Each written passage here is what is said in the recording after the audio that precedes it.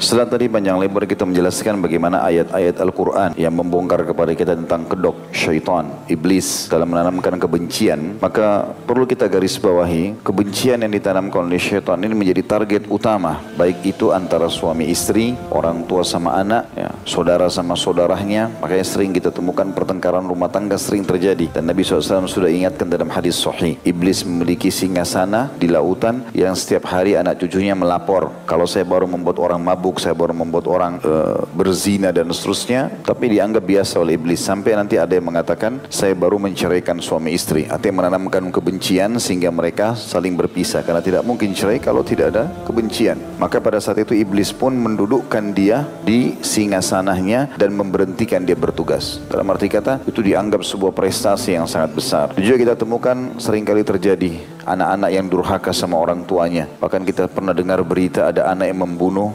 orang tuanya. Itu semua penanaman kebencian dari syaitan. Begitu juga dengan sahabat dengan sahabat. Seperti dalam ayat Al-Quran yang berbunyi, Inna syaitanu yanzigu bainahum. Sesungguhnya syaitan itu masuk di tengah-tengah mereka. Kata sebagian ulama, yang dimaksud dengan masuk di antara mereka adalah merusak hubungan yang sudah ada. Jadi bagaimana caranya supaya persahabatan itu jadi bercerai-berai, jadi rusak semuanya. Dan itu sesuai dengan sabda Nabi SAW, hadis sahih riwayat Muslim. Kata Nabi SAW, ayya'budahul musalluna fi jaziratil Arab walakin fit tahrishi bainahum. Sesungguhnya syaitan itu sudah putus asa untuk disembah oleh orang-orang yang sholat di jazirah Arab. Maksudnya orang yang ibadah, sholat itu sudah aman. Kalau dia sholat akan jauh dari kufur, ya. Tetapi syaitan akan masuk untuk menanamkan permusuhan di antara mereka. Jadi jangan heran teman-teman sekalian, kita temukan banyak fenomena sekarang. Bahkan orang-orang yang sudah ikut di pengajian, penampilannya sudah Masya Allah mengikuti sunnah Nabi SAW, baik ikhwatnya ataupun ikhwanya, ternyata lisannya selalu menjatuhkan orang, menggibah, memfitnah, ya. Masuk permusuhan, dan itu pintu syaitan. Seharusnya dengan duduk di majelis ilmu dia makin baik, makin bisa mengontrol semua itu. Baik, mari kita renungi sama-sama beberapa hadis Nabi alaihi salatu wassalam yang ingin saya sampaikan, bagaimana kita menutup pintu-pintu syaitan itu. Yang pertama adalah hadis Amr bin As radhiyallahu anhu dalam hadis Bukhari Muslim. Kata Nabi SAW, orang Islam yang sejati adalah yang orang-orang lain terhindar dari bahaya lisan dan tangannya. Sedangkan orang yang hijrah sebenarnya adalah orang-orang yang meninggalkan segala apa yang dilarang oleh Allah.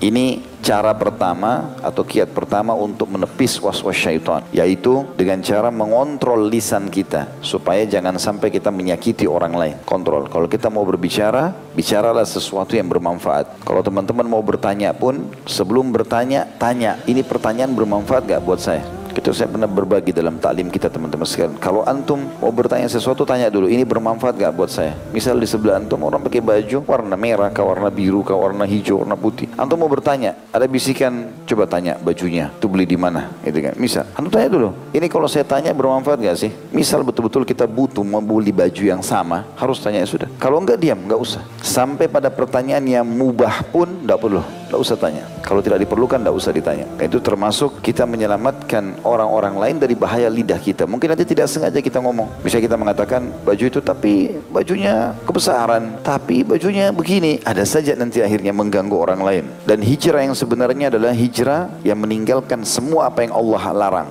Kata ulama, kalau orang sudah berusaha meninggalkan ini, pintu-pintu syaitan semuanya terbuka. Karena diajak zina dia tutup, diajak bohong dia tutup, diajak riba dia tutup, dia nggak mau semuanya. Maka akan tertutuplah pintu-pintu syaitan. Yang kedua, hadis Nabi SAW diriwayatkan oleh Imam Muslim, masih dari sahabat Nabi yang lain, tapi anaknya. Tadi Amr bin As, ini anaknya Abdullah bin Amr bin As radhiyallahu anhu, ia berkata, Rasulullah SAW bersabda, barang siapa yang ingin dijauhkan dari api neraka, selamat dari godaan syaitan, dan dimasukkan ke dalam surga, hendaklah apa yang menjadi angan-angannya benar-benar diusahakan. Tadi kan salah satu cara iblis membangun angan-angan kosong. Maka kita harus angan-angan yang positif. Misal angan-angan ingin haji, ya, ingin mati syahid, ingin punya rezeki yang banyak, bersedekah pada orang, ya, itu angan-angan yang baik. Maka dia harusnya membangun angan-angan tapi yang baik, sehingga syaitan juga tidak bisa menggoda di situ. Syaitan tidak mau kita lakukan itu, tidak mau kita haji, tidak mau kita bersedekah, tidak mau kita menikah, tidak mau kita lakukan ibadah-ibadah. Di sini kata Nabi SAW, barang siapa yang ingin dijauhkan dari api neraka dan dimasukkan dalam surga, hendaklah apa yang menjadi angan-angannya benar-benar diusahakan, di mana ia harus beriman kepada Allah dan hari akhir, serta berbuat senang kepada orang lain, sebagaimana ia sendiri senang apabila diperbuat seperti itu. Jadi artinya selalu kita melakukan hal-hal yang positif, sehingga perbuatan itu kalau syaitan pun mau goda, dia mau berusaha kita berhentikan. Tapi kalau tidak bisa, misal antum mau duduk di majelis ilmu seperti ini, syaitan awalnya memberatkan, Blok M jauh, macet, tidak usah datang. Ada nggak tadi begitu? Bagus, pengakuan yang positif. Tapi karena antum melawan, enggak, saya mau datang pengajian, mau nambah keimanan. Dia nggak bisa buat apa-apa kan? Nggak mungkin ban motor antum dikempesin sama syaitan. Atau dia ambil bensinnya supaya nggak bisa jalan, enggak.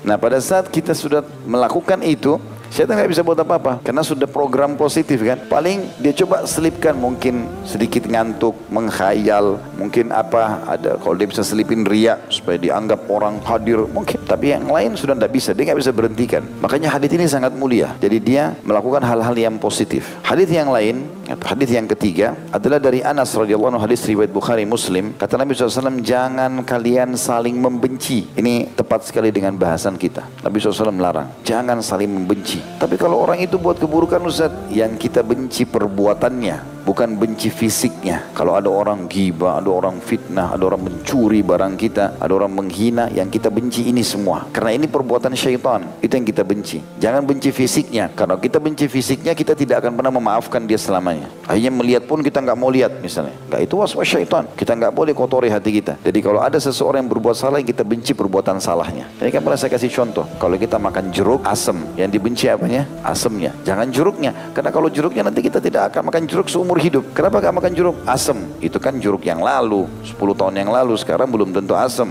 Kalau makan ikan amis, amis yang kita tidak suka bukan ikannya. Kalau ikannya kita gak bakal makan ikan selamanya. Jadi jangan tanamkan kebencian kecuali pada perbuatan yang salah. Karena perbuatan ini yang keliru ini yang dianggap salah oleh agama, itu yang kita benci. Kata Nabi SAW, jangan saling membenci. Jangan hasut, iri. Kalau apapun diberikan kepada seseorang, Allah berikan kepada seseorang, kita jangan iri dengan dia.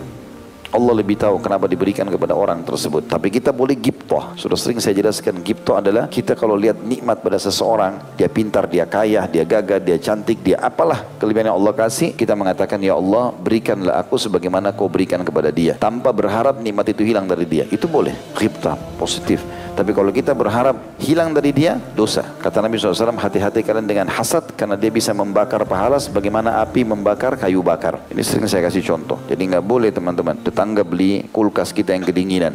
Ya. Kenapa dia beli kulkas baru itu? Dari mana duitnya? Dia yang panas sendiri, dia yang dingin sendiri. Ya. Lalu kata Nabi SAW, jangan saling hasut, jangan membenci, jangan hasut, jangan saling memusuhi dengan cara membelakangi, tidak mau memandang temannya, ya. Dan jangan memutuskan tali persaudaraan. Tapi jadilah kalian semua hamba Allah yang bersaudara. Ingatlah, seorang muslim tidak diperbolehkan mendiamkan saudaranya lebih dari 3 hari. Ini semua pintu-pintu menutup pintu syaitan ini. Ya. Ada orang bermusuhan sampai sekian tahun, nggak boleh ini. Begitu juga hadis selanjutnya yang keempat adalah hadis riwayat Muslim dari Abu Hurairah radhiyallahu anhu, bahwasanya Nabi SAW bersabda, pintu-pintu surga dibuka tiap hari Senin dan Kamis. Besok nih hari Kamis dibuka pintu surga. Maknanya dibuka pendaftaran. Kemudian pada hari itu diampuni dosa setiap hamba yang tidak menyekutukan Allah dengan sesuatu apapun. Tidak syirik, Allah ampuni. Kecuali orang yang bermusuhan dengan saudaranya. Maka dikatakan, tunggulah 2 orang ini. Tangguhkan maksudnya. Tangguhkanlah pengampunan 2 orang ini sampai mereka damai. Diulangi sampai 3 kali. Tangguhkan pengampunan kedua orang ini sampai mereka damai. Tangguhkan pengampunan kedua orang ini sampai mereka damai. Maka ini juga termasuk hal yang perlu diperhatikan baik-baik berhubungan dengan menutup pintu-pintu syaitan. Sebagai penutup teman-teman sekalian, kita sekarang coba tadabburi ayat surah Al-Imran, surah nomor 3 ayat 133. Ini closing bahasan kita. Habis ini kita buka pertanyaan insyaAllah. Sibukkan diri dengan ayat-ayat ini ya. Tujuan kami membaca ayat ini, tentu saya berharap Allah SWT mudahkan saya pertama mengamalkan, bukan cuma mengucapkan, juga teman-teman sekalian. Al-Imran surah nomor 3 133, Allah mengatakan, a'udzubillahi minasyaitonirrajim, wasari'u ila maghfiratin min rabbikum wa jannatin arduhas samawati wal ardu iddat lil muttaqin. Bersegeralah kalian. Apa maknanya? Sibukkan dirimu. Mulai sekarang waktumu pakai untuk pengampunan dari Tuhanmu. Salah, ya Allah maafkan, ampuni saya, tobat. Dan sibuk dengan amal soleh. Kejar surga, supaya kau masuk surga yang luasnya seluas langit dan bumi yang disediakan untuk orang-orang yang bertakwa. Takwa, patuhnya. Mulai sekarang itu kita sibukkan diri. Kalau antum sudah mulai belajar, sudah mulai faham, terapkan agama. Lalu apa setelah itu Ustaz? Istiqomah saja. Udah antum kerjakan sampai mati. Ajal akan datang. Kita tidak tahu kapan dan siapa lebih dulu yang meninggal di antara kita. Tapi kalau kita sibukkan dengan itu aman. Ayat 134-nya, siapa orang-orang yang bertakwa itu? Bagaimana caranya supaya kita bisa istiqomah baik dalam agama Allah, tertutup pintu-pintu syaitan? Allah ajarkan caranya. Alladzina yunfikuna fis sarra'i wad-dharra'i wal qadhimina al-ghaidha wal 'afina 'anil nas. Wallahu yuhibbul muhsinin, yaitu orang-orang yang suka menafkahkan hartanya, sedekah. Supaya sedekah perintah Allah, lawannya bakhil. Ini perintah syaitan. Ingat tadi syaitan dalam surah Ibrahim ayat 22 memang membangun angan-angan kosong. Yang kedua, di sini dikatakan yang pertama yaitu orang-orang yang menafkahkan harta mereka baik di waktu lapang maupun sempit. Biar baik dia kaya ataupun dia miskin, pas-pasan atau ada kelebihan, tetap dia sedekah sehingga tertutup pintu-pintu syaitan. Kemudian yang kedua, dan orang-orang yang menahan amarahnya, tidak mudah emosi kecuali terjadi pelanggaran agama. Nabi SAW tidak marah kecuali terjadi pelanggaran agama. Selain daripada itu beliau mudahkan semua. Ini juga resep awet mudah. Yang ketiga, dan suka memaafkan kesalahan orang. Allah menyukai orang-orang yang berbuat kebajikan. Kapan antum ada orang buat zalim? Sudah saya maafin karena Allah. Masalah dia tidak minta maaf ke kita itu urusan dia sama Allah. Yang penting kita maafin dulu antara kita sama Allah. Kalau kita ucapkan di depan mata dia, kalau sudah saya maafkan, maka lepas dari hukuman Allah dia. Tapi kalau kita hanya hati-hati sama Allah, ya Allah saya maafin orang ini, maka dia untuk selamat dari hukuman Allah, dia harus minta maaf. Berarti tetap bisa kena hukuman sama dia. Tapi tugas kita adalah memaafkan dulu. Kalau kita maafin orang, hati kita jadi bersih. Kita jadi tidak terbawa dengan kebencian yang tidak perlu. Ada sesuatu yang menyakitkan teman-teman, antum anggap seperti antum tidak pernah dengar. Saya kadang-kadang kalau dengar ada kata-kata, ada cacian, baik itu di medsos atau apa, sampai ke telinga saya atau saya baca, saya anggap seperti saya nggak pernah baca. Tetap berjalan. Kalau nggak mengganggu jiwa kita, akhirnya dakwah terganggu, ini terganggu, nggak, biasa aja. Oh, tidak ada pengaruhnya kok, gitu kan? Orang mengucapkan terserah dia mau bicara apa, gitu kan? Ayat 135-nya, tambahannya, walladzina idza fa'alu fahishatan aw zalamu anfusahum dzakarullaha fastaghfaru lidzunubihim wa may yaghfiru dzunuba illallahu wa lam yusirru ala ma fa'alu wa hum ya'lamun. Dan juga orang-orang apabila mengerjakan perbuatan keji dan menganiaya diri mereka sendiri, maksudnya buat dosa. Ini masih masuk kategori hamba-hamba Allah. Syaitan berhasil menggoda dia. Apa yang dia harus lakukan? Ingat Nabi Adam tadi. Buat salah langsung kembali kepada Allah. Nanti orang-orang yang pada saat mengerjakan perbuatan keji atau menganiaya diri mereka sendiri, maksudnya maksiat, mereka ingat akan Allah lalu memohon ampun terhadap dosa-dosa mereka. Dan siapa lagi yang dapat mengampuni dosa selain daripada Allah? Dan mereka tidak meneruskan perbuatan keji itu sedang mereka mengetahui. Sudah tahu riba, zina, bohong, haram, berhenti. Saya lakukan dulu ya Allah, astagfirullah wa atubu ilaih, perbaiki ke depan. Ingat, semua permasalahan hidup yang terjadi itu karena rusaknya hubungan kita sama Sang Pencipta Allah. Antum gak usah sibuk cari masalah di tengah-tengah, kenapa ini, kenapa caci maki saya, kenapa, langsung istighfar kepada Allah. Karena hubungan sama Allah baik, Allah tanamkan kecintaan di tengah-tengah masyarakat. Kecuali memang yang benci antum orang-orang buruk memang dasarnya. Nabi SAW dibenci oleh para munafikin, orang-orang kafir, itu wajar. Tapi kalau ada orang yang baik, orang soleh benci antum, tanda tanya, ini kenapa antum dibenci? Kita muhasab, istighfar kepada Allah SWT. 136 Allah mengatakan, ulaika jazaohum magfiratun min rabbihim wa jannatun tajri min tahtiha al-anharu khalidina fiha wa ni'ma ajrul amilin. Mereka itu balasannya karena perbuatan-perbuatan tadi, ampunan dari Tuhan mereka. Dan surga yang di dalamnya mengalir sungai-sungai, sedang mereka kekal di dalamnya. Dan itulah sebaik-baik pahala bagi orang-orang yang beramal. Orang beriman itu enak sekali teman-teman. Kalau untuk mengikuti konsep syar'i ini, enak. Kita disuruh jujur, amanah, tanggung jawab, bakti sama orang tua, senyum, bantu orang susah, jenguk orang sakit. Perbuatan yang enak semua, bagus, pahalanya besar. Mati masuk surga, dapat segala macam fasilitas. Di dunia sudah bahagia, di akhirat bahagia. Di dunia nama kita baik, di akhirat juga baik kehidupan kita. Untuk apa jadi orang jahat ini? Nggak ada gunanya. Orang jahat sama kita tuh biarin aja dia, urusan dia sama Allah. Yang penting jangan kita. Kalau orang bermasalah sama kita, kita akan panen pahalanya. Jangan kita punya masalah sama orang, karena akhirnya pahala-pahala yang sudah kita kumpulkan akan diambil.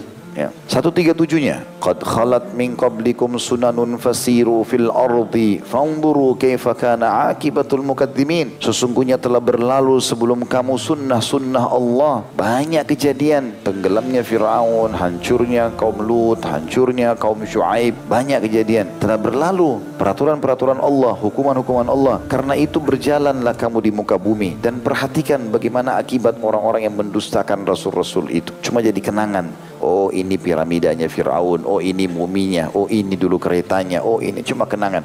Hilang semua. Allah menyebutkan. Ini kenapa kita tadabbur ayat Al-Quran teman-teman. Tidak ada peringatan lebih baik dan lebih hebat daripada Al-Quran. Allah bilang 138, hadza bayanun linnasi wa hudan wa mau'idatun lil muttaqin. Al-Quran ini yang sedang kamu baca adalah penerangan bagi seluruh manusia, petunjuk yang paling baik dan petunjuk serta pelajaran bagi orang-orang yang bertakwa. Kalau kalian sudah beriman, sudah bertakwa kepada Allah, berusaha istiqamah, Allah bilang 139, wala tahinu wala tahzanu wa antumul a'launa in kuntum mu'minin. Jangan kamu bersikap lemah karena ini cuma menjatuhkan citrahmu, karena ini cuma menghinamu, ini cuma menipumu, ini cuma mengganggu keluargamu. Allah bilang jangan kau bersikap lemah. Jangan pula kau bersedih hati. Padahal atau karena kamulah orang-orang yang paling tinggi derajatnya jika kamu beriman. Kita tutup dengan ayat 140-nya. Allah mengatakan in yamsaskum qarhum faqad massal qauma qarhum mithluh wa tilkal ayyamu nudawiluha bainan nasi wa liya'lamallahu alladhina amanu wa yattakhidha minkum syuhada wallahu la yuhibbul zalimin. Sebenarnya ayat ini turun tentang masalah jihad para sahabat yang terluka di perang Uhud. Kata Allah SWT, jika kamu pada perang Uhud mendapatkan luka, maka sungguhnya kaum kafir itu pun pada perang Badar mendapatkan luka yang serupa. Dan masa kejayaan dan kehancuran itu kami pergilirkan di antara manusia agar mereka mendapat pelajaran dan supaya Allah membedakan orang-orang yang beriman dengan orang-orang yang kafir, supaya sebagian kamu dijadikan gugur sebagai syuhada. Kalau seandainya semua pasukan Islam menang terus, nggak ada yang mati, nggak ada syuhada. Padahal ada keutamaan orang mati syahid. Dan Allah tidak menyukai orang-orang zalim. Jadi kita tarik pelajaran di pelajaran malam kita ini teman-teman dari ayat ini 140 surah Al-Imran adalah kalau ada orang yang menyakiti antum, menggibah, memfitnah, mengambil hak antum, terus antum lihat kok orang itu baik-baik saja ya? Tidak. Dia sangat menderita, sangat menderita. Cuma antum tidak tahu saja. Allah punya cara. Allah akan hukum dia. Buat dia gelisah, buat dia sakit, segala macam cobaan datang peringatan sampai dia tobat. Sama tidak tobat akan tersiksa terus. Jadi tidak ada namanya orang tidak dihukum, itu mustahil.